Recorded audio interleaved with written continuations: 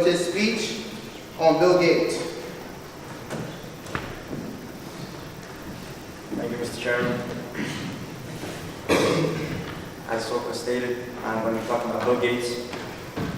So, Bill Gates, born William Henry Gates. He was born on October 28, 1955 in Seattle, Washington, to a family of 5, with his mother, Mary Maxwell, and his father, William H. Gates Sr.,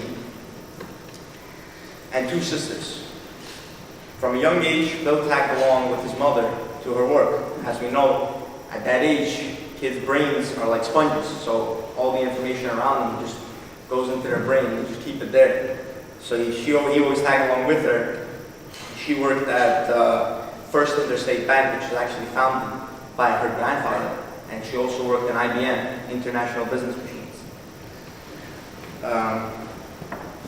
Him being with her from a young age gave him a strong character, gave him a competitive character, gave him aggressive tactics, keen business strategy, and technological innovation. The environment in his family made him strive for excellence. He would always do great in classes, but when he got to high school, even though his parents really had strong belief in public school, they decided to send him to private school. They sent him to Seattle Lakeside Preparatory School. There he excelled in all his classes. He actually took up a few extracurricular classes such as drama, excelled in that as well.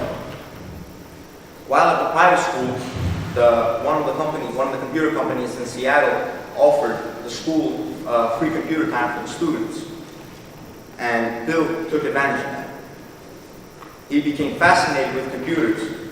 He created, actually, like in his freshman year, he created a tic-tac-toe program on their basic software that allowed the students to play against the computers. He met, a little later in his sophomore year, he met Paul Allen, who would be his future business partner in Microsoft. And they stayed in the computer just as much as Bill was doing it. They were all doing it together. They were just in the computer labs the whole high school career. In their sophomore year, a little later in the sophomore year, they got their privileges revoked because they were taking advantage of the computer software glitches, and they were getting free computer time. Like, they would use it on their own time. Like, they would just steal computer time, basically. And the only way that he was allowed to get back into there is because he actually offered them a program that debugged their glitches.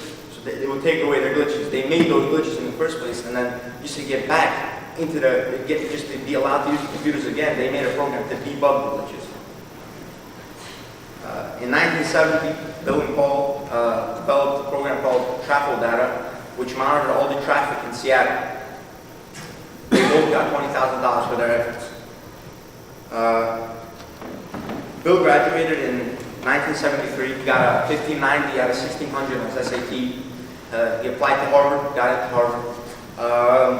In his freshman year at Harvard, he noticed that, I mean, in the beginning, his goal in Harvard was to become a lawyer, but in his freshman year, he realized that he really wasn't interested in that, and he was interested in computers. He stayed in contact with Paul his whole freshman year, and towards the end of the year, Paul also dropped out of college, and he went to work in Honeywell. Bill did the same thing. In 1973, Bill and Paul formed Microsoft. Their first year, Microsoft, what it stands for is microcomputers and software. That's why Microsoft came. His first year, they grossed $2.5 million. By 1983, he had offices in Britain and Japan. Between 1978 and 1981, the company exploded. They were booming, business was booming. In 1985, Microsoft launched Windows. His initial public offering was $21 a share. He became an instant millionaire at the age of 31. At the time, Bill's stake was Microsoft was $240 million out of $520 million. Over time, stock increased. In 1982, Bill became an instant millionaire.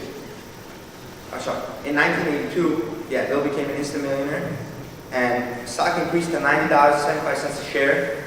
In 1999, Bill's net worth briefly topped $101 billion. In sorry, in 2001, Microsoft introduced Excel.